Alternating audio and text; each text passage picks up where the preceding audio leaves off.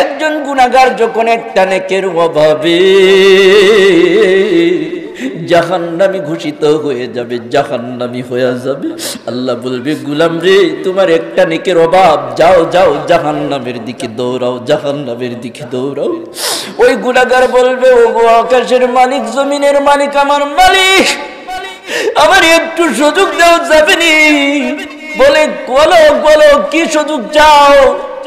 বলে দুনিয়াতে আমার মা ছিল, বাবা ছিল, বন্ধু ছিল, প্রতিবেশী ছিল, আপন মানুষের অভাব ছিল না। আমি যদি আপন মানুষদের কাছ থেকে একটা নেকি আনতে পারি, আমার এনি জান্নাতে দিবা, ওই জাহান্নাম থেকে ফিরাইয়া নিয়ে আমার জান্নাতে ঢুকাইবা। আল্লাহ বলবে গোলাম আদর করে দয়া করে মায়া করে বানাইছি, জাহান্নামে দেওয়ার জন্য নয়, যাও যাও যদি একটা নেকি আনতে পারো তোমার জান্নাতে দিয়ে দিব। এ যুবক ভাইরা লক্ষ্য করিয়া শুনো, আজকে যেই মা বাবা এত আপন, এ বৃদ্ধ বাবারা লক্ষ্য করিয়া শুনো, যেই সন্তান আজকে এত আপন, যেই সন্তানের জন্য হালাল হারাম না চিনিয়ে সব কামাই করতেছো, অন্যের হক মারিয়া সম্পদের পাহাড় করতেছো, ওই সন্তান তোমার কেমন আপন হবে লক্ষ্য করিয়া শুনো। সন্তান বলবে যদি একটা নেকি আনতে পারি তাহলে আমার ইনি জান্নাতে দিবা। আল্লাহ বলবে যাও জান্নাত দিয়ে দিব। এমন সময় গুনাহগার পাপী দৌড়াইতে আরম্ভ করবে, যাইতে যাইতে যাইতে যাইতে মায়ের সাক্ষাৎ পাওয়া যাইবে, ডেকে বলবে মা মা লক্ষ্য করিয়া শুনো, আমি আনসারুল হক মিসা, আমি তোমার সেই সন্তান, যেই সন্তান যে তুমি 10 মাস 10 দিন গর্ভে ধারণ করেছ, প্রসব বেদনায় জিহ্বাটা বের করে দিছ রে মা। এ মা, আমি যখন তোমার পেটের মধ্যে লাথি মারতাম, তুমি 2 কানা হাত বাড়াইয়া দিয়ে কাঁদতে, মাওলা যত কষ্ট দেবার আমার দাও, আমার সন্তান রে কষ্ট দিও না। ও মা, আমি যখন রাত্রিবেলা প্রস্রাব করিয়ে দিতাম, শীতের রজনীতে আমাকে ওই প্রস্রাব থেকে সরাইয়া তুমি প্রস্রাবে শুয়া থাকতা, আমার এই শুকনা জায়গার মধ্যে শুয়াইতা। ও মা, আমি তোমার সেই সন্তান, আমি যখন ক্ষুধার কারণে চিৎকার করতাম, তুমি দুনিয়াদারি সমস্ত সারি আমারে বুকের মধ্যে টাইনা নিতা। ও মা, এইভাবে তোমার কতটা দিন জ্বালাইছি, কোনোদিন বিরক্ত হও নাই রে মা। আমি তোমার সেই আদরের সন্তান আনসারুল হক মিজান, একটা নেকের জন্য আজকে জাহান্নামে যাইতে হয় রে মা। একটা নেকি দাও, তোমার সন্তান জান্নাতে যাইতে পারবে। আল্লাহ বললে ওই কুরআনুল কারীমের আয়াতের ব্যাখ্যায় মুফাসসিরিনে কেরাম বর্ণনা করেন, সেদিন ওই মা বলবে বাবারে দুনিয়াতে বিয়ে হয়েছিল, শাদী হয়েছিল, সংসার ছিল, ঘর ছিল, স্বামী ছিল, সন্তান ছিল, কিন্তু বাবারে আজকে তুমি কে তোমার চিনি না চিনি না চিনি না। তাহলে একটু চিন্তা করিয়ে দেখান, যেই মা নিজের জীবনের চাইতে সন্তানরে বেশি ভালোবাসে,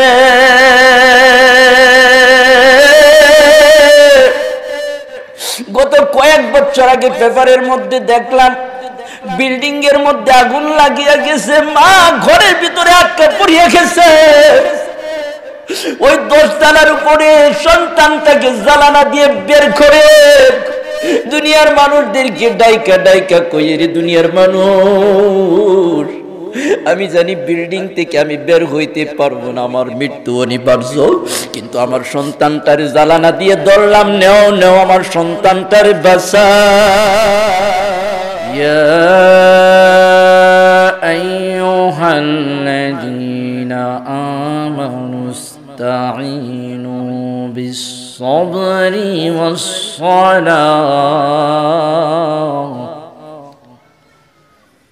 ইন্নাল্লাহা মা'আস-সাবিরিন।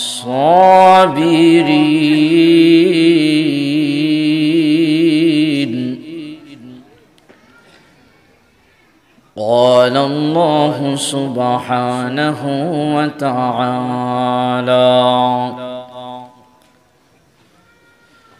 إن الذين كفروا من أهل الكتاب والمشركين في نار جهنم خالدين فيها أبدا إلى آخر الآية. وقال رسول الله صلى الله عليه وسلم القبر إما روضة من رياض الجنة وإما حفرة من حفر النار صدق الله المولانا العظيم. সকলে দুরূদ ইব্রাহিম পড়ি। اللهم صل على محمد وعلى آل محمد كما صليت على إبراهيم وعلى آل إبراهيم إنك حميد مجيد.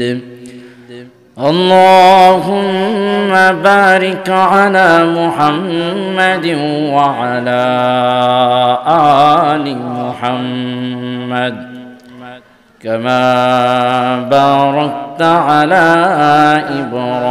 إبراهيم وعلى آل إبراهيم إنك حميد مجيد. كمن كل ذكر كري لا إله إلا الله لا إله إلا الله لا إله إلا الله لا إله إلا الله لا إله إلا الله محمد رسول الله صلى الله عليه وسلم. الحمد لله. কুনরা আশরাফুল উলুম হাফিজি মাদ্রাসা ও এতিমখানার উদ্যোগে ষষ্ঠ বার্ষিকী তাফসিরুল কুরআন মাহফিলের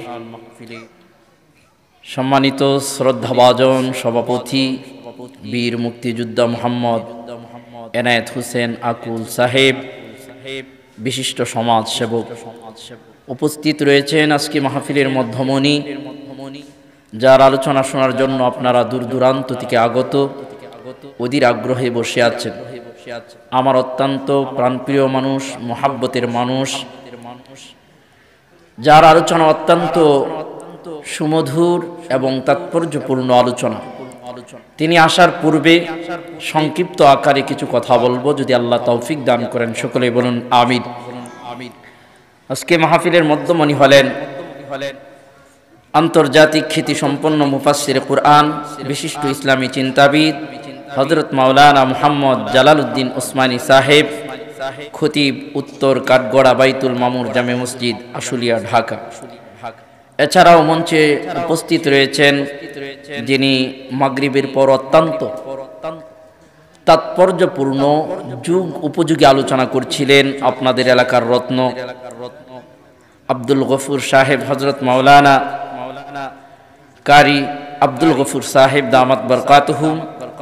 এছাড়াও উপস্থিত রয়েছেন যিনি একটু আগে আলোচনা করেছেন, উপস্থিত রয়েছেন সুদক্ষ পরিচালক, উপস্থিত রয়েছেন জাতির রাহবার, সেরে তাজ উলামায়ে কেরাম ও আমার পিতৃ সমতুল্য মুরব্বিয়ানে ইজম ও যুবক ভাইয়েরা ও বন্ধুরা ও পর্দার অন্তর আড়ালের মা ও বোনেরা, আমরা সকলে মিলে মহান আল্লাহ সুবহানাহু ওয়া তাআলার দরবারে কালিমাত শুকর আদায় করছি যে মহান রব্বুল আলামিন আপনাদেরকে আমাকে দুনিয়ার সমস্ত কাজ থেকে পৃথক করে একাগ্র চিত্তে ঐক্যবদ্ধভাবে, সাউন্ড একটু আপ ডাউন করে কেন, একাগ্র চিত্তে ঐক্যবদ্ধভাবে আল্লাহ সুবহানাহু ওয়া তাআলার বরত্বের কথা বলার এবং শোনার জন্য, এই জান্নাতের বাগানে আসার বসার কিছু কথা বলার এবং শোনার তৌফিক দান করেছেন। তাই কালিমাতে শুকর আদায় করছি আলহামদুলিল্লাহ। আরো জোরে বলি আলহামদুলিল্লাহ। একদিন তোর মাটির দেহ থাকবে না তো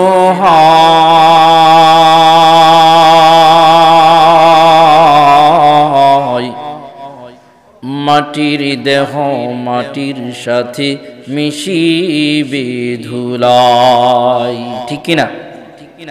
এই যে সুন্দর দেহ আছে, দেখেন যেই দেহটাকে শীত থেকে নিবারণের জন্য, শীত যাতে কোনোভাবে এই দেহকে আক্রমণ করতে না পারে, কয়েকটা কাপড় পরিধান করেছি। জোরে বলেন ঠিক কিনা? এই যে দেহটা আছে, এই দেহ থেকে যখন প্রাণটা বের হয়ে যাবে, ওই অন্ধকার কবরে কি কোনো আপন মানুষ থাকবে যে বলার মতো? যেহেতু ঠান্ডার দিন, অন্তত একটা গিলাপ সাথে দিয়ে দাও, কেউ বলার থাকবে? আর জোরে বলেন, থাকবে না। এই যে এত সুন্দর দেহ, এই মাটির দেহ মাটিতেই লুটিয়ে পড়বে। জোরে বলেন ঠিক কিনা? আর জোরে বলেন ঠিক কিনা? একদিন তোর মাটির দেহ থাকবে না তো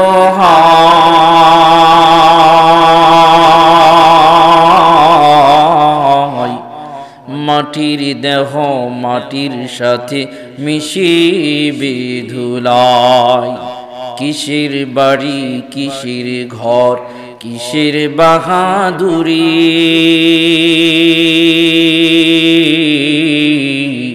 সঙ্গের সাথী কেউ হবে না পুরুষ কিংবা নারী। জুড়ে বলেন ঠিক কিনা? ওরে মন চিন্তা করিয়া দেখো, যেই দুনিয়ার জন্য তুমি এত পাগল, যেই দুনিয়ার জন্য তুমি তোমার জীবন যৌবন ব্যয় করলা, যেই দুনিয়ার জন্য মাথার গাম পায়ে ফেলাইয়া পরিশ্রম করিয়া দুনিয়া গড়লা, আজকে তুমি এই দেহ থেকে যদি প্রাণটা বের হয়ে যায়, এই দুনিয়াতে আর তোমাকে একটা দিন রাখা হবে না। সকালে মারা গেলে সন্ধ্যার আগে কবরের যাত্রী হয়ে যায়। বাজুরে বলেন ঠিক কিনা? যার কারণে মহান রব্বুল আলামিন বলে, গোলাম আদর করে বানাইছি জাহান্নামে দেওয়ার জন্য নয়। এই কারণে পাপ করিও না, গুনাহ করিও না, অন্যায় করিও না, আমার গোলামি করো, দাসত্ব করো। যদি গোলামি করতে পারো, দাসত্ব করতে পারো, আমার বিধান মানতে পারো, ওই অন্ধকার কবর অন্ধকার থাকবে না, জান্নাতের বাগান বানায়া দেব। সুবহানাল্লাহ। ইন্নাল্লাযীনা আমানু ওয়া আমিলুস সালিহাত উলাইকা হুম খায়রুল বারিয়াহ জাযাউহুম ইনদা রাব্বিহিম জান্নাতু আদনিন তাজরি মিন তাহতিহাল আনহার খালিদিনা ফিহা আবাদা। আল্লাহু আকবার। মহান রব্বুল আলামিন বলে, ওরে গোলাম তুমি যখন আমার ইবাদত করবা, আমার দাসত্ব করবা, আমার ইবাদত বন্দিগি করবা, আমি আল্লাহ তোমাকে সম্মানিত বানাবো। শুধু তাই নাই রে গোলাম,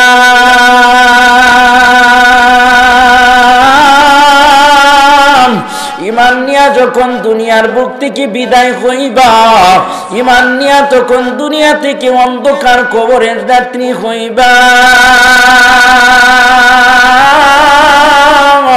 ওই 3.5 হাত কবরে আসার সঙ্গে সঙ্গে আমি মহান রব্বুল আলামিন ফেরেশতাদেরকে বলিয়ে দিব, কষ্ট দেওয়া যাবে না। কেন কেননা গোলাম 5 ওয়াক্ত নামাজ পড়ছে, পর্দা করছে, তাহাজ্জুদের নামাজ পড়ছে। এই গোলামের জন্য কবরের মধ্যে জান্নাতের বিছানা বিছায়া দাও, সুবহানাল্লাহ। আমার জীবন আমার মরণ আমার জিন্দেগি, আয় ইলাহি কবুল করো মুদের বন্দেগি, আয় ইলাহি কবুল করো মুদের বন্দেগি। ঠিক কিনা? তুমি যাকে আশ্রয় দাও সেই তো সবল,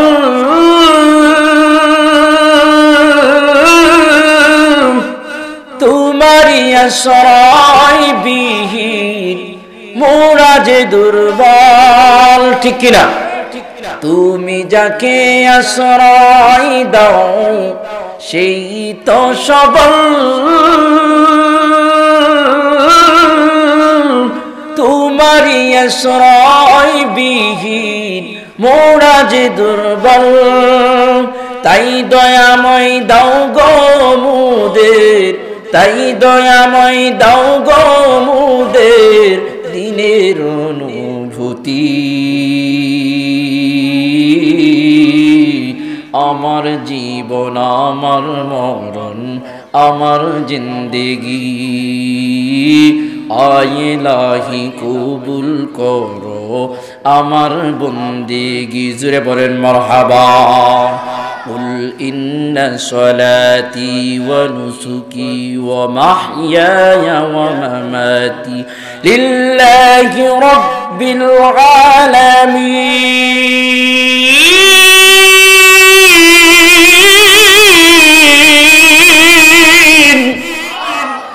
যার কারণে মহান রব্বুল আলামিন আজ থেকে 1450 বছর পূর্বে বিশ্বনবী সাল্লাল্লাহু আলাইহি ওয়াসাল্লামের উপর মহাগ্রন্থ আল কুরআনুল কারীম নাযিল করে জানায়া দিলেন, হাবিব আমার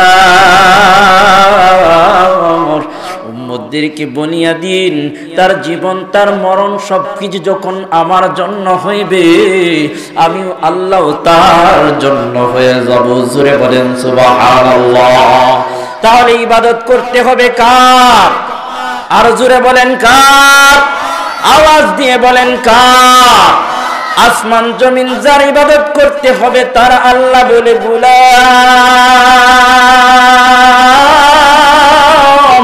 আর যদি তুমি ইবাদত করতে পারো, গোলামি করতে পারো, আমি আল্লাহ তোমার জন্য সুখময় জীবন রাখব,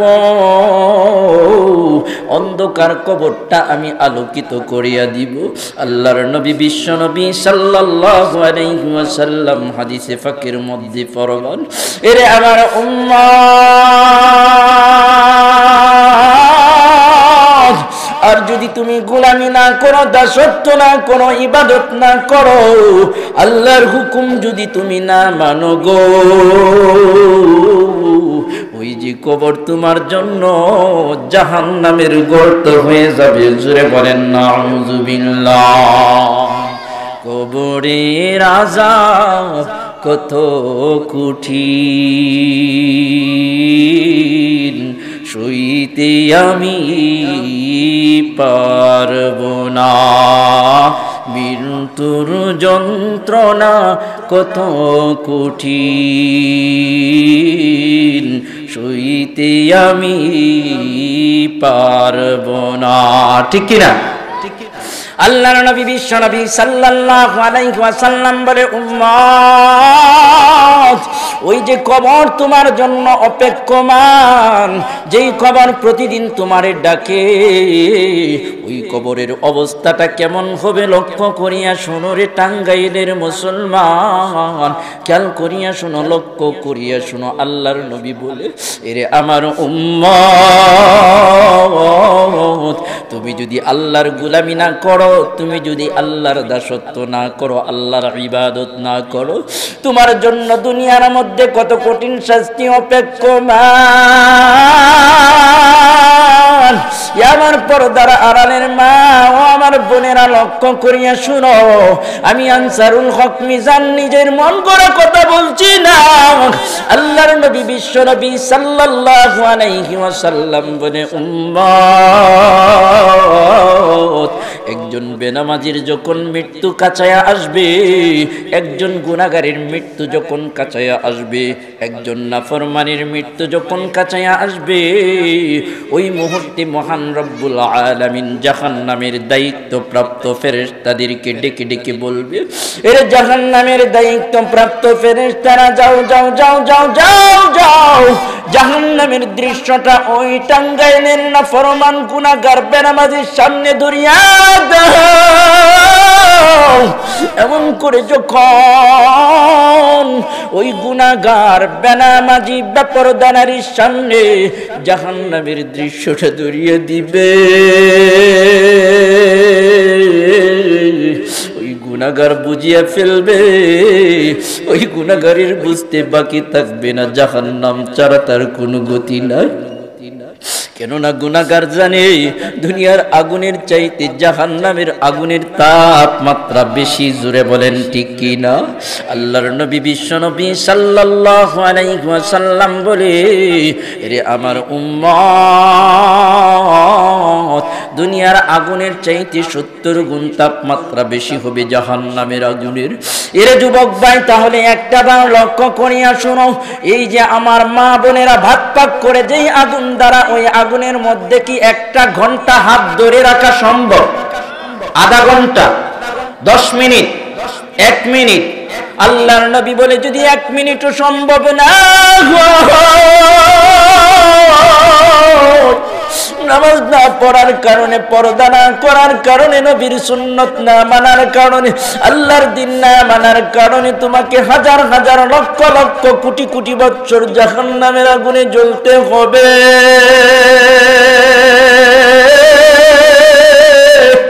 এমন কেমন করিয়া জ্বলবা, একটাবার চিন্তা করিয়া দেখো। ওই জাহান্নামের আগুন কি তুমি সইতে পারবানি? আল্লাহ এমন করিয়া যখন ওই গুনাহগার ব্যক্তি, নাফরমান ব্যক্তি, বেপরদা নারী বুঝতে পারবে আমার সামনে জাহান্নামের দৃশ্যটা ধরিয়া দেওয়া হইছে, আমার মৃত্যুর পর জাহান্নাম ছাড়া কোনো গতি থাকবে না, জাহান্নাম ছাড়া বাঁচার কোনো কায়দা নাই। আমার মহান রব্বুল আলামিন ওই জাহান্নাম সম্পর্কে কুরআনুল কারীমের 30 নম্বর পারা সূরাতুল গাশিয়ার মধ্যে বর্ণনা করেন, হাল আতাকা হাদিসুল গাশিয়া ওয়ুজুহু ইয়াওমা ইদিন খাশিআ আমিলাতুন নাসিবা তাসলা নারান হামিয়া تسقى من عين عانية ليس لهم طعام إلا من ضريع।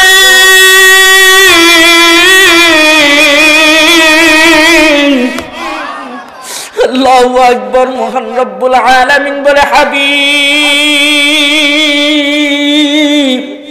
ওই কিয়ামতের ভয়াবহ বৃত্তান্ত কি আপনার কাছে পৌঁছাইছে? যেদিন মানুষগুলোর চেহারা মলিন হয়ে যাবে, মানুষগুলোর চেহারা ভীত সন্ত্রস্ত সাপ ভাসিয়ে উঠবে, মানুষকে প্রশ্ন করা হবে, ভাই তোমার চেহারাটা মলিন কেন দেখা যায়?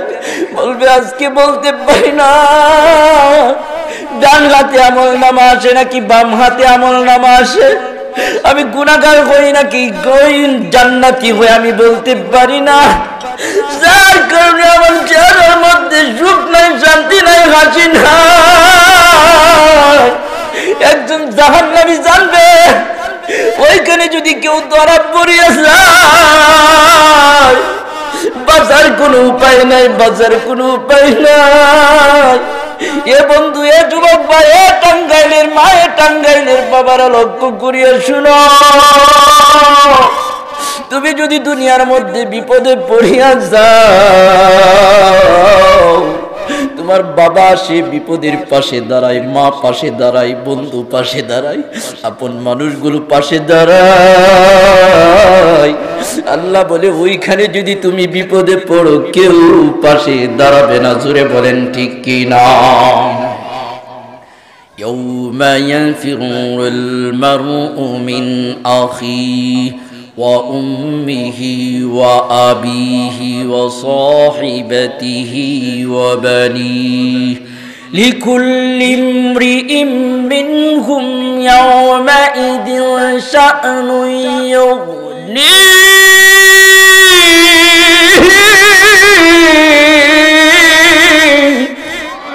আল্লাহ বলে এমন একটা ময়দান তোমার জন্য অপেক্ষমান। টাঙ্গাইলের বাবারা লক্ষ্য করিয়ে শুনো, একজন গুনাহগার যখন একটা নেকের অভাবে জাহান্নামী ঘোষিত হয়ে যাবে, জাহান্নামী হয়ে যাবে, আল্লাহ বলবে গোলাম রে তোমার একটা নেকের অভাব, যাও যাও জাহান্নামের দিকে দৌড়াও, জাহান্নামের দিকে দৌড়াও। ওই গুনাহগার বলবে ওগো আকাশের মালিক, জমিনের মালিক, আমার মালিক, আমার একটু সুযোগ দাও যাবেনি। বলে বলো বলো কি সুযোগ চাও? বলে দুনিয়াতে আমার মা ছিল, বাবা ছিল, বন্ধু ছিল, প্রতিবেশী ছিল, আপন মানুষের অভাব ছিল না। আমি যদি আপন মানুষদের কাছ থেকে একটা নেকি আনতে পারি, আমারে নিজ জান্নাতে দিবা, ওই জাহান্নাম থেকে ফিরাইয়া নিয়ে আমার জান্নাতে ঢুকাইবা। আল্লাহ বলবে গোলাম আদর করে দয়া করে মায়া করে বানাইছি, জাহান্নামে দেওয়ার জন্য নয়। যাও যাও যদি একটা নেকি আনতে পারো তোমার জান্নাতে দিয়ে দিব। এ যুবক ভাইরা লক্ষ্য করিয়া শুনো, আজকে যেই মা বাবা এত আপন, এ বৃদ্ধ বাবারা লক্ষ্য করিয়া শুনো, যেই সন্তান আজকে এত আপন, যেই সন্তানের জন্য হালাল হারাম না চিনিয়ে সব কামাই করতেছো, অন্যের হক মারিয়া সম্পদের পাহাড় করতেছো, ওই সন্তান তোমার কেমন আপন হবে লক্ষ্য করিয়া শুনো। সন্তান বলবে যদি একটা নেকি আনতে পারি তাহলে আমারে নি জান্নাতে দিবা। আল্লাহ বলবে যাও জান্নাত দিয়ে দিব। এমন সময় গুনাহগার পাপী দৌড়াইতে আরম্ভ করবে, যাইতে যাইতে যাইতে যাইতে মায়ের সাক্ষাৎ পাওয়া যাইবে। ডেকে বলবে মা মা লক্ষ্য করিয়া শুনো, আমি আনসারুল হক মিসা,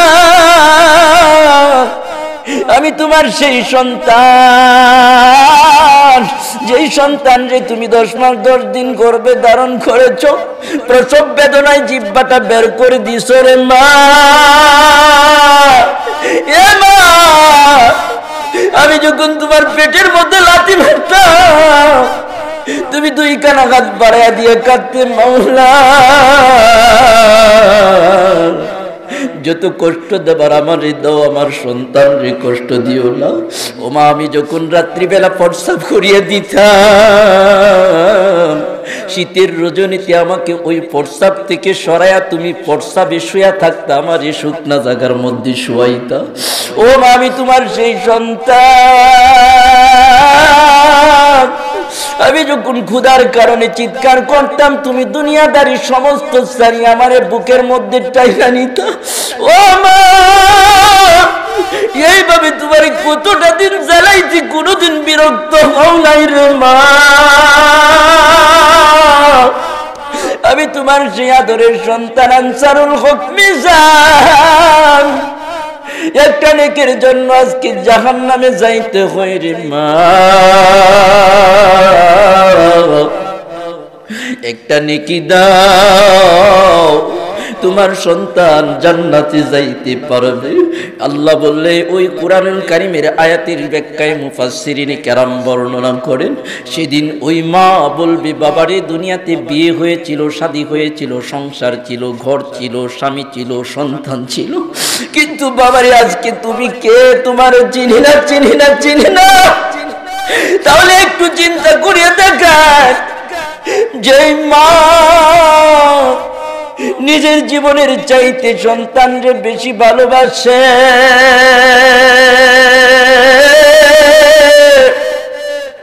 গত কয়েক বছর আগে পেপারের মধ্যে দেখলাম বিল্ডিং এর মধ্যে আগুন লাগিয়া গেছে, মা ঘরের ভিতরে আটকা পড়িয়া গেছে। ওই 10 তলার উপরে সন্তানটাকে জ্বালানা দিয়ে বের করে দুনিয়ার মানুষদেরকে ডাইকা ডাইকা কইয়ে, রে দুনিয়ার মানুষ, আমি জানি বিল্ডিং থেকে আমি বের হইতে পারবো না, আমার মৃত্যু অনিবার্য, কিন্তু আমার সন্তানটারে জ্বালানা দিয়ে ধরলাম, নেও নেও আমার সন্তানটারে বাঁচাও। এই হলো প্রাণের মা, জোরে বলেন ঠিক কিনা? মা বিনে বান্ধব নাই রে, মা বিনে বান্ধব নাই রে, বব সংসার জুড়িয়ায়, বেবে দেখো কি করছো সেই মায়ের লাগিয়ায়। ঠিক কিনা? সন্তান যদি দূরে থাকে, মায়ের মনে শান্তি নাই রে, বাচ্চা দন আসবে ফিরে, বাচ্চা দন আসবে ফিরে, আসবে কখন ফিরিয়াই, ভেবে দেখো কি করছো সেই মায়ের লাগিয়াই। ও বন্ধু, ও টাঙ্গাইলের যুবক ভাইয়েরা, বৃদ্ধ বাবাজিরা, এই হলো মায়ের আদর, এই হলো মা, যেই মা নিজের বিসর্জন দিয়া, নিজের জীবন যৌবন বিসর্জন দিয়া সন্তানের জন্য সব করে। ওই মা বলবে, বাবা দুনিয়াতে সংসার ছিল, স্বামী ছিল, সন্তান ছিল রে বাবা, কিন্তু তুমি কি, তোমারে চিনি না। এই ভেবে যখন কথাগুলো বলবে, সন্তান নৈরাশ হইয়া বলবে, মাওলা তুমি ছাড়া পৃথিবীর বুকেও কেউ আপন ছিল না, ওই মায়ের গর্বেও ছিল না, অন্ধকার কবরেও আল্লাহ ছাড়া কেউ আপন নাই। জুড়ে বলেন ঠিক কিনা? আল্লাহ আমার রব, এই রবি আমার সব, দমে দমে তনু মনে তারি অনুভব, দমে দমে তনু মনে তারি অনুভব। ঠিক কিনা?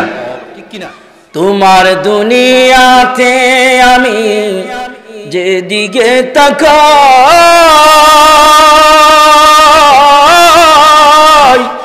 ওতই নিয়ামতে প্রভু ডুবে আছে যে সবাই। ঠিক কিনা? তোমার দুনিয়াতে আমি যেদিকে তাকাই,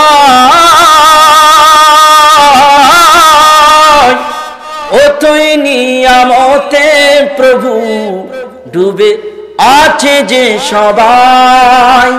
পাক পাখালির গানেও শুনি, পাক পাখালির গানেও শুনি, তসবিহ কলো রব, তসবিহ কলো রব, আল্লাহ আমার রব, এই রবি আমার সব, দমে দমে তনু মনে তারি অনুভব। জোরে বলেন ঠিক কিনা? আল্লাহু আকবার। সেদিন ওই গুনাহগার জাহান্নাম নাফরমানি ব্যক্তি বুঝতে পারবে, আমার মাওলা ছাড়া কেউ আপন নাই, আমার আল্লাহ ছাড়া আজকে কেউ আপন নাই। যার কারণে বিশ্বনবী সাল্লাল্লাহু আলাইহি ওয়াসাল্লাম বলে, উম্মত, ওইভাবে যখন জাহান্নামের দায়িত্বপ্রাপ্ত ফেরেশতাগুলো জাহান্নামের দৃশ্যটা তোমাদের সামনে, গুনাহগারের সামনে তুলিয়া ধরবে, ওই গুনাহগার নাফরমান বেপরদা নারী চিৎকার করে করে বলবে, কোথায় আমার ভাই, কোথায় আমার বাবা, আবার তোমরা দুনিয়া থেকে বিদায় করে দিও না। এই যে দেখো আমার সামনে কেমন একটা ভয়ঙ্কর দৃশ্য ভাসতেছে, এই বলে ভাইকে জাপটিয়ে ধরবে, বোনকে জাপটিয়ে ধরবে, কিন্তু সেদিন হাজার চেষ্টা করেও বাঁচা সম্ভব।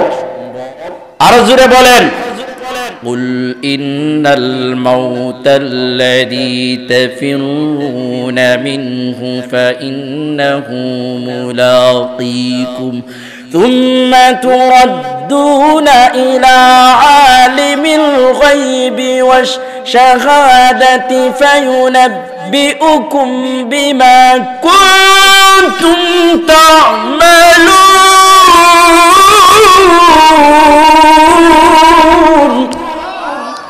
মহান রব্বুল আলামিন বলে, গোলাম, যেই মৃত্যু থেকে পলায়ন করো, যেই মৃত্যু থেকে দূরে থাকতে চাও, ওই মৃত্যু থেকে দূরে থাকা সম্ভব নয়। মৃত্যু আলিঙ্গন করবে, মৃত্যু সাক্ষাৎ করবে, ওই মৃত্যু থেকে বাঁচতে পারবে না, মৃত্যু থেকে বাঁচা সম্ভব নয়। জুড়ে বলেন ঠিক কি না? মৃত্যু থেকে যদি শক্তি দিয়ে বাঁচা যাইতো, মৃত্যু থেকে যদি ক্ষমতা দিয়ে বাঁচা যাইতো, মৃত্যু থেকে যদি বুদ্ধি দিয়ে বাঁচা যাইতো, আমাদের চেয়ে শক্তিশালী, ক্ষমতাধর, টাকার মালিক, বুদ্ধির মালিক পৃথিবীর বুকে কম ছিল না। জুড়ে বলেন ঠিক কি না? আমাদের চেয়ে এত বড় ক্ষমতাশালী মানুষ ছিল যারা স্বয়ং আল্লাহর সঙ্গে যুদ্ধ করার জন্য মাঠে নামছিল। জুড়ে বলেন ঠিক কি না? আমাদের চেয়ে বড় ধনাঢ্য ব্যক্তি ছিল যাদের অর্থ সম্পদের চাবিগুলো বহন করার জন্য 40টার অধিক উট লাগতো। জোরে বলেন ঠিক কি না? আল্লাহু আকবার। যদি অর্থ দিয়ে বাঁচা যাইতো, ক্ষমতা দিয়ে বাঁচা যাইতো, তারাও পৃথিবীর বুকে অর্থ দিয়ে, ক্ষমতা দিয়ে, ঘুষ দিয়ে বাঁচত। যেহেতু বাঁচা সম্ভব নয়, তুমিও আমি বাঁচতে পারবো না, অন্ধকার কবরে যাইতে হবে। জোরে বলেন ঠিক কি না? আল্লাহর নবী বিশ্ব নবী সাল্লাল্লাহু আলাইহি ওয়াসাল্লাম বলে, উম্মাত, আল কবরু ইম্মা রাউদাতুম মিন রিয়াদিল জান্নাহ ওয়া ইম্মা হুফরাতুম মিন হুফারিন নার। আর যদি ওই কবরে যাওয়ার আগে আমল করিয়া যাইতে পারো, ওই কবরটা তোমার জন্য জান্নাতের বাগান। আর যদি আমল না করো, নামাজ না পড়ো, আল্লাহর নবীর সুন্নত দাড়ি না রাখো, মাথায় টুপি না দাও, তাহলে তোমার জন্য ওই কবরটা জাহান্নামের আগুন হবে। জোরে বলেন ঠিক কি না? আল্লাহু আকবার। 2015 সালের একটা বাস্তব উদাহরণ আমি আপনাদের সামনে তুলে ধরে যাচ্ছি। মহান রব্বুল আলামিন পৃথিবীর বুকে এমন কিছু নজির দেখান, এমন কিছু কুদরত দেখান, যেই কুদরতের মাধ্যমে আল্লাহ ওয়ালা মানুষগুলো গুনাহ থেকে নিজেদেরকে বাঁচাইতে পারে। জোরে বলেন ঠিক কি না? যেমন কিছুদিন আগে করোনা নামক ভাইরাস দিয়ে সারা বিশ্বটাকে থামায়া দিছে। জোরে বলেন ঠিক কি না? আজ থেকে 10 বছর পূর্বে কেউ কোনোদিন কল্পনা করেছে যে এমন করে করোনা দিয়ে দেশটা থামায়া দিবে? কেউ কল্পনা করেছে? আপনি আমি করেছি। আল্লাহু আকবার। কেউ কোনোদিন কল্পনা করে নাই মসজিদগুলো বন্ধ হয়ে যাবে। এর পিছনে হাত রয়েছে কার? আরো জোরে বলেন কার? মহান রব্বুল আলামিন এরকম ভাবে জমিনের বুকে এমন কিছু কুদরত, এমন কিছু নিদর্শন দেখান, আর মহান রব্বুল আলামিন বলতে থাকে, গোলাম রে, এখান থেকে শিক্ষা নাও, এখান থেকে শিক্ষা নাও কবরের আযাব থেকে বাঁচার জন্য, অন্ধকার কবরে শান্তি পাওয়ার জন্য। যার একটা বাস্তব উদাহরণ আমি আপনাদের সামনে তুলে ধরতেছি। মাহাতির মুবারক তিনি একটা বই লিখেছেন, যেই বইয়ের নাম হলো সোনার মুকুট। তিনি তার কিতাবের মধ্যে 2015 সালের ঢাকা রোদুরের একটা ওয়াকিয়া বর্ণনা করেছেন।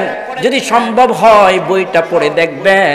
ও ভাই, ঘটনা উদ্দেশ্য নয়, জানা উদ্দেশ্য, আমল উদ্দেশ্য। জোরে বলেন ঠিক কি না? ওই ভয়াবহ থেকে আমাদের শিক্ষণীয় বিষয় হলো উদ্দেশ্য। ওই বইয়ের লেখক তার বইয়ের মধ্যে 2015 সালের এক ভয়ঙ্কর তথ্য তুলে ধরেছে। ঢাকার দূরে এক কবরস্থান ছিল, যেই কবরস্থানের পাশে ছোট্ট একটা মাদ্রাসা ছিল। আপনাদের এই মাদ্রাসার মতো, যেই মাদ্রাসার মধ্যে ছোট্ট ছোট্ট ছেলেরা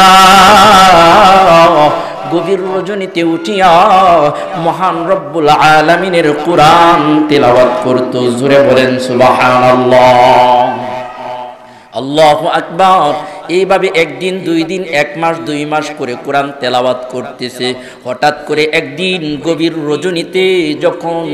রজনীতে উঠিয়া ওযু করিয়া 2 রাকাত তাহাজ্জুদের নামাজ আদায় করিয়া কুরআনুল কারীমটা সামনে নিয়ে মাদ্রাসার ছোট্ট ছোট্ট তলাবুল ইলমগুলো বসিয়া গেল।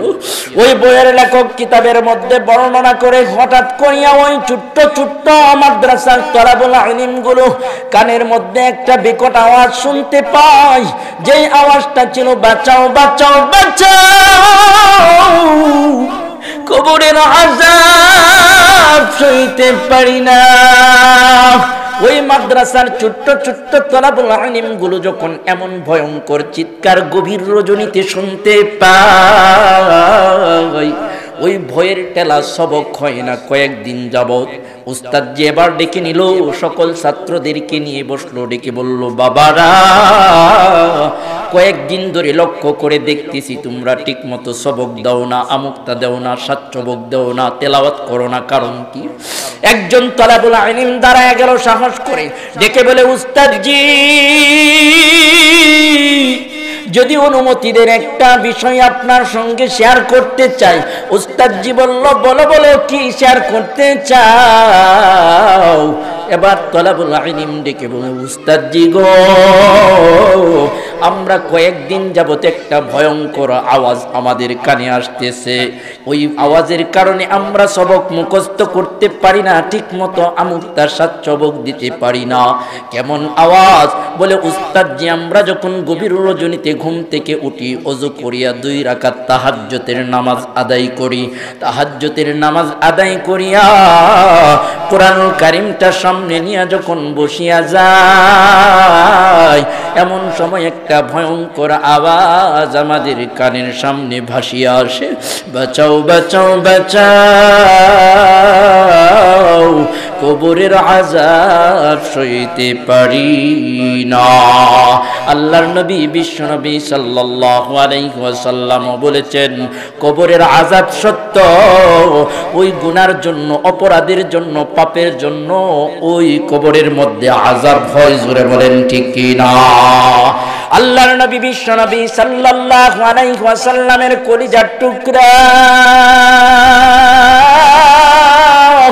যায়েনব রাদিয়াল্লাহু তাআলা আনহার যখন ইন্তিকাল হইল, আল্লাহর নবী বিশ্বনবী সাল্লাল্লাহু আলাইহি ওয়াসাল্লাম নিজের হাতে নিজের কলিজার টুকরা যায়েনব রাদিয়াল্লাহু তাআলা আনহাকে কবরের মধ্যে রাখলেন।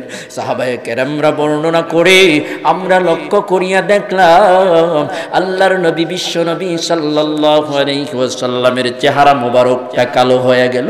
কিছুক্ষণ কালো থাকার পরে আবারও লক্ষ্য করিয়া দেখলাম বিশ্বনবীর চেহারাটা হাস্য উজ্জ্বল হয়ে গেল, ফর্সা হয়ে গেল, হাসি মাখা হয়ে গেল। দাফন কাফন শেষ করার পরে আমরা প্রশ্ন করলাম, ইয়া রাসূলুল্লাহ, ইয়া হাবিবাল্লাহ, আমরা একটা জিনিস লক্ষ্য করিয়া দেখলাম, আপনি যখন যায়েনবকে অন্ধকার কবরে রাখলেন আপনার চেহারাটা মলিন, আবার যখন কবর থেকে উঠতে আরম্ভ করলেন এমন সময় লক্ষ্য করিয়া দেখলাম আপনার চেহারাটার মধ্যে আবার হাসির ছাপ, হাস্য উজ্জ্বল দেখা গেল। তার কারণ কি? আমরা কি জানতে পারি? আল্লাহর নবী বিশ্বনবী সাল্লাল্লাহু আলাইহি ওয়াসাল্লাম বলে, ওরে আমার সাহাবীরা,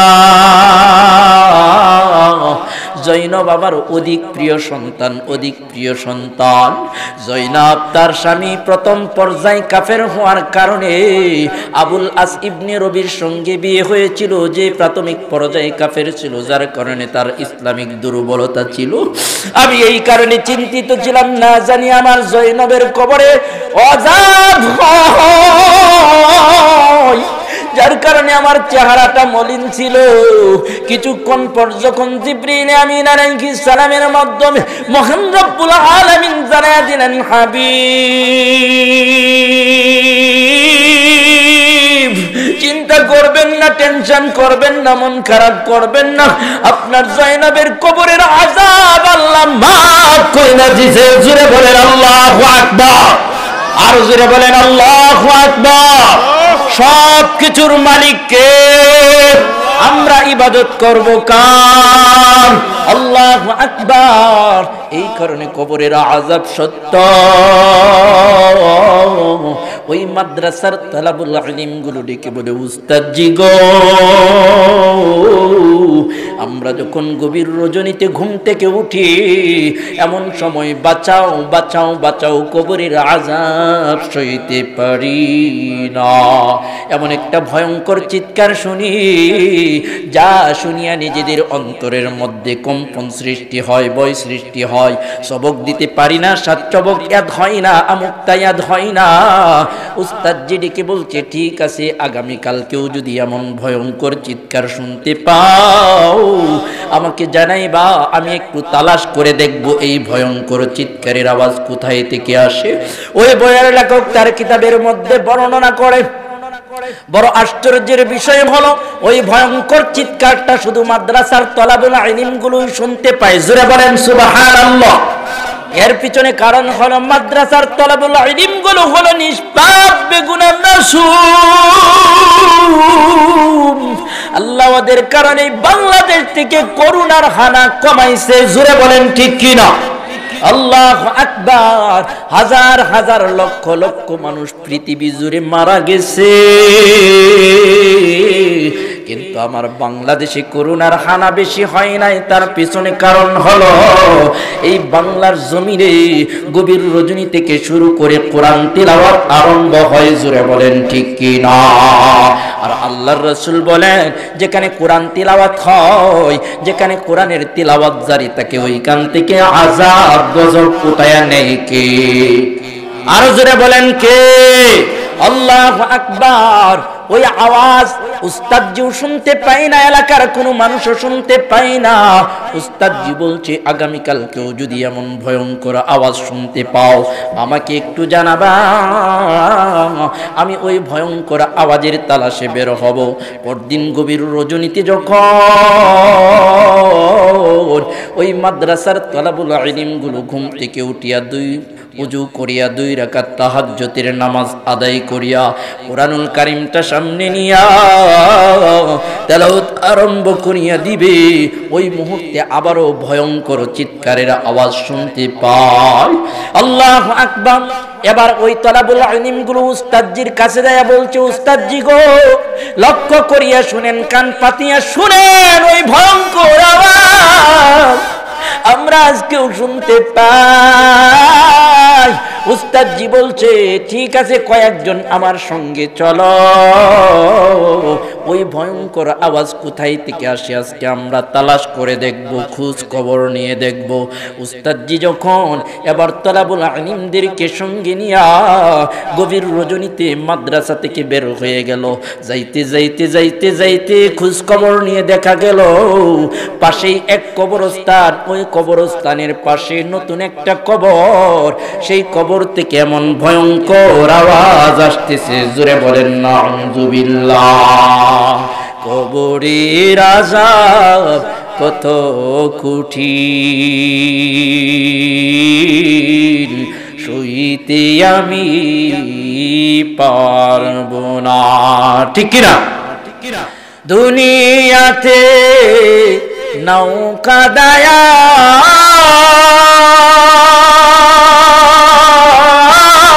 প্রভু, আখেরে কাদায় না, কবরের আযাব কত কঠিন, সইতে আমি পারবো না।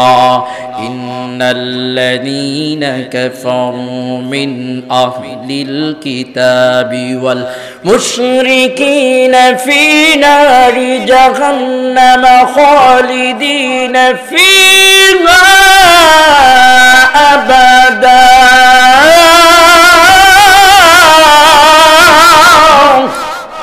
মহান রব্বুল আলামিন বলে, যারা আমাকে অস্বীকার করে, যারা কুফার, যারা আমাকে অস্বীকার করে, ওই মানুষগুলোর জন্য চিরস্থায়ী জাহান্নাম। জাহান্নাম, তাদের জন্য কঠিন আযাব অপেক্ষমান থাকবে। জোরে বলেন ঠিক কি না? আল্লাহু আকবার। শুধু তাই নয়, মহান রব্বুল আলামিন সূরাতুল গাশিয়ার মধ্যে বলেন, তাসলা নারান হামিয়া তুসকা মিন আইনিন আনিয়া। ওই কঠিন আযাবের মধ্যে যখন জাহান্নামীরা পড়িয়া যাইবে, জাহান্নামের আগুনে পুড়তে পুড়তে যখন আঙ্গারা হয়ে যাবে, পানির তৃষ্ণা তাদের কলিজাটা ফাটিয়া যাইবে রে যুবক। ওই জাহান্নামী মানুষগুলো চিৎকার করে বলবে, আল্লাহ পানির ব্যবস্থা করিয়ে দাও। সাধারণত চৈত্র মাসে যখন রৌদ্রের তাপ একটু বেশি হয়, যারা মাঠে ময়দানের লেবুর বাগানে কাজ করে তারা বুঝে তেজ কত দূরে, বলেন ঠিক কিনা? আল্লাহু আকবার।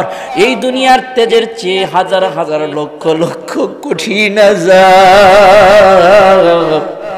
এমন সম্মুখীন যখন হয়ে যাবে, গুনাহগার বলবে, আল্লাহ গো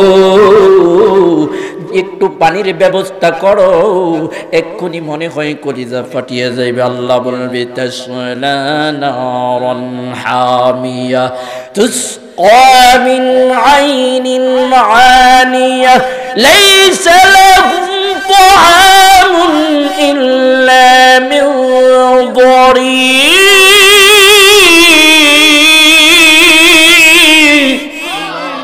জাহান্নামের দায়িত্বপ্রাপ্ত ফেরেশতাদেরকে বলবে, এর জাহান্নামের দায়িত্ব ফেরেশতারা, যাও যাও যাও যাও, ওই গুনাহগার পানি চাইছে, ওই উত্তপ্ত ঝর্ণা থেকে পানি নিয়ে দাও। খাবার চাইছে, ওই যাক্কুম নামক ফল তাদেরকে দাও। ওই ফলটার এত দুর্গন্ধ, এত কাঁটাযুক্ত, জাহান্নামীরা ক্ষুধার তাড়নায় যখন ওই যাক্কুম ফলটা খেয়ে ফেলবে, গলার মধ্যে বেঁধে যাবে, নিচেও যাবে না, উপরের দিকেও আসবে না, পানি পানি করে চিৎকার করবে। মুফাসসিরিনে কেরাম বর্ণনা করেন, এমন সময় যখন উত্তপ্ত ঝর্ণা থেকে জাহান্নামীদেরকে পানি দেওয়া হবে, পানিটা এত গরম, এত গরম, এত গরম, পানিটা খাওয়ার সঙ্গে সঙ্গে ওই জাহান্নামী গুনাহগার বেপরদা নারী নাফরমানে পেটের ভিতর নারী বুড়িগুলো গলিয়া পায়খানার রাস্তা দিয়ে বের হয়ে যাবে। জোরে বলেন নাউযুবিল্লাহ। আল্লাহু আকবার। এরে মন, ওই কঠিন আযাব কি তুমি সইতে পারবা?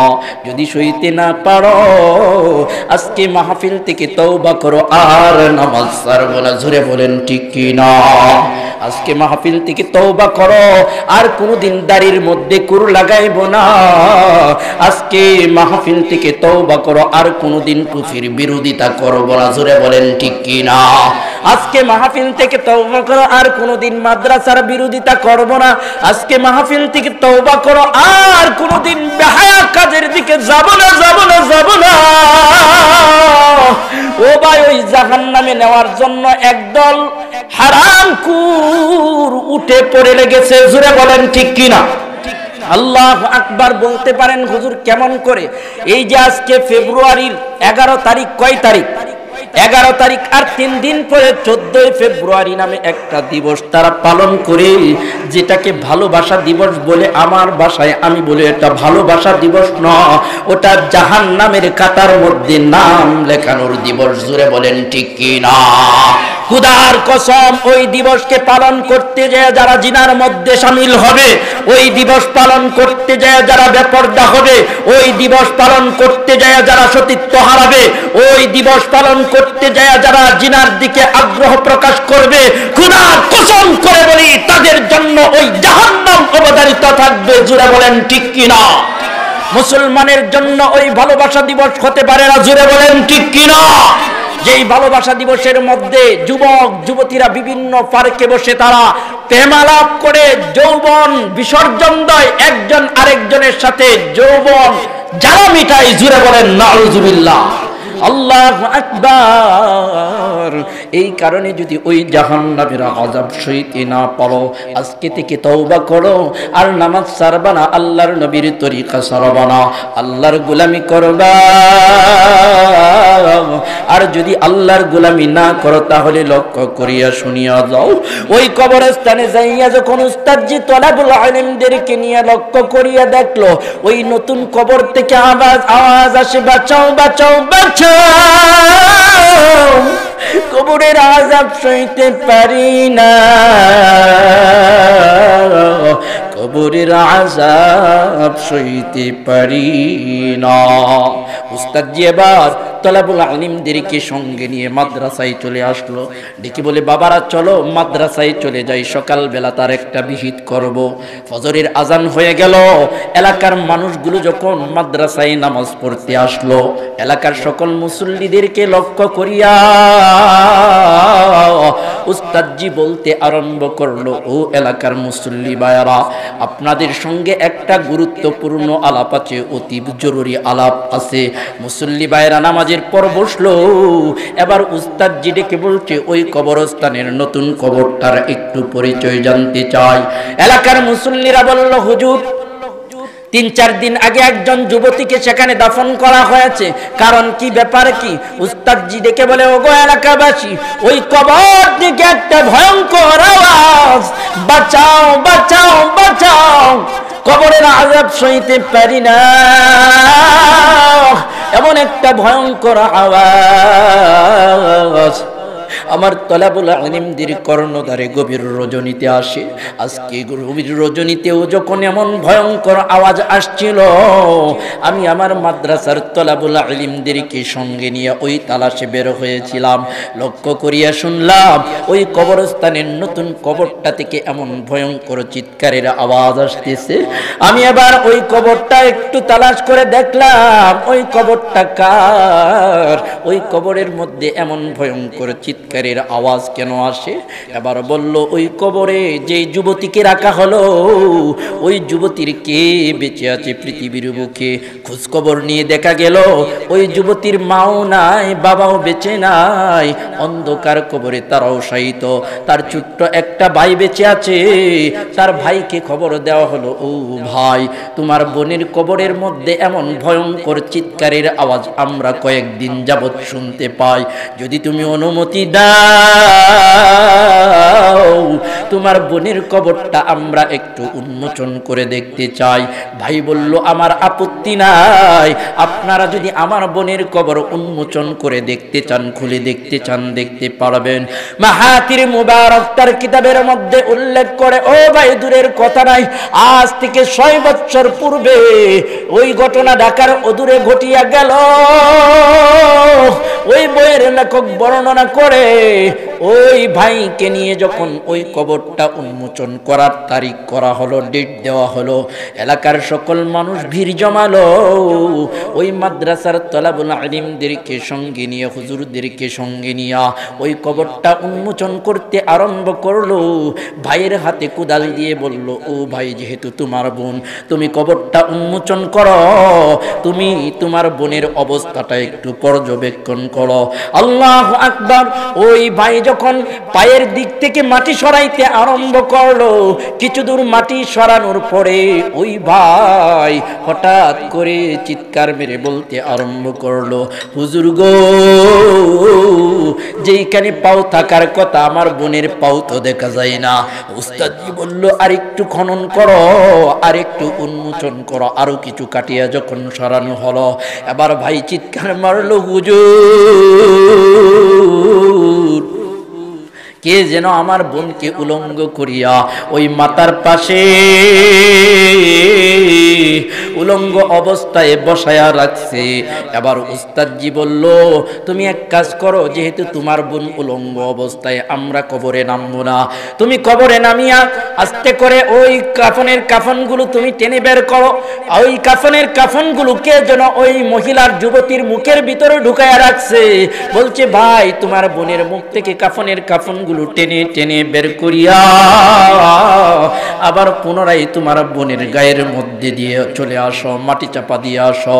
আল্লাহু আকবার। ওই ভাই যখন তার বোনের মুখ থেকে কাফনের কাফনগুলো টানতে আরম্ভ করলো, ওই বইয়ের লেখক তার কিতাবের মধ্যে বর্ণনা করে ওই কাফনের সঙ্গে সঙ্গে আগুনের দলা বের হইতে আরম্ভ করলো। জুড়ে বলেন নাউযুবিল্লাহ। ও হে মুসলমান, দাঁড়াও তুমি, সাথে নিয়ে যাও কুরআন খানি। ঘোড়াদারে পথ চানিতে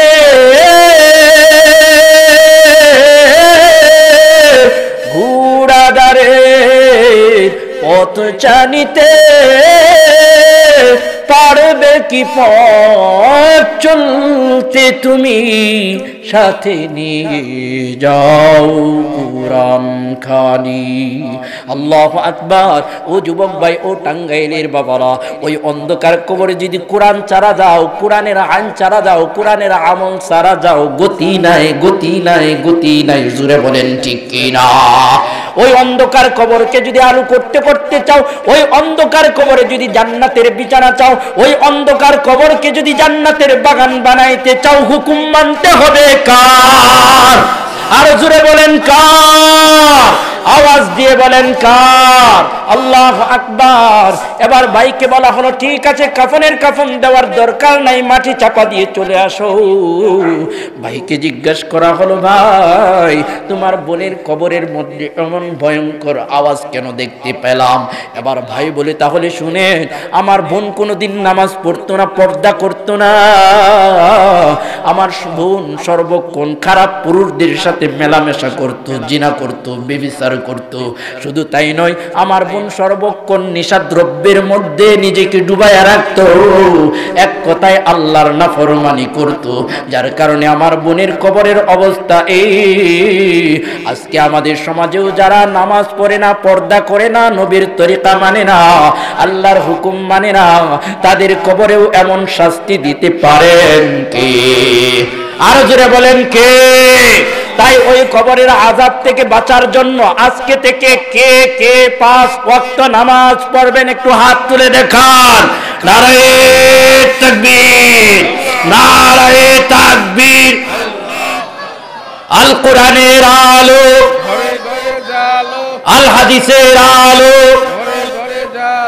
নারায়ে তাকবীর। হাত